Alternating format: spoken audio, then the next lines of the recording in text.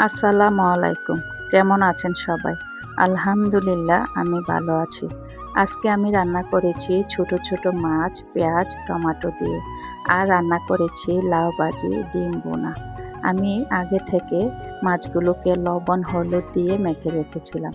এখন একটি কড়াইতে তেল গরম করে আমি মাছগুলো ভেজে নেব।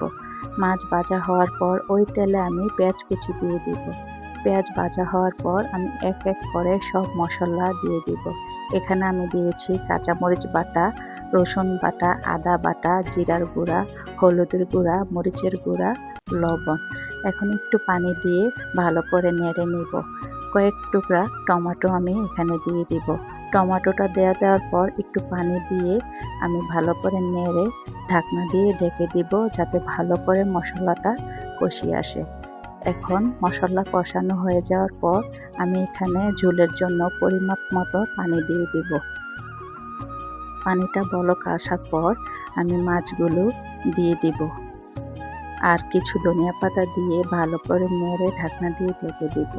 হয়ে গেল আমার ছোট মাছের তরকারি। কেউ যদি আমাকে ফেসবুক থেকে দেখে থাকেন তাহলে আমার পেজটিতে ফলো করবেন।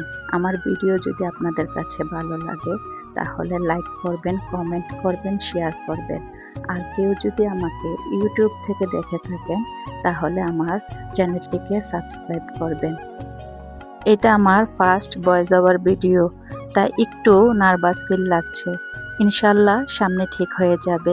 যদি আমার কথায় কোনো মিস্টেক হয়ে থাকে তাহলে ক্ষমার দৃষ্টিতে দেখবেন। সবাই ভালো থাকবেন।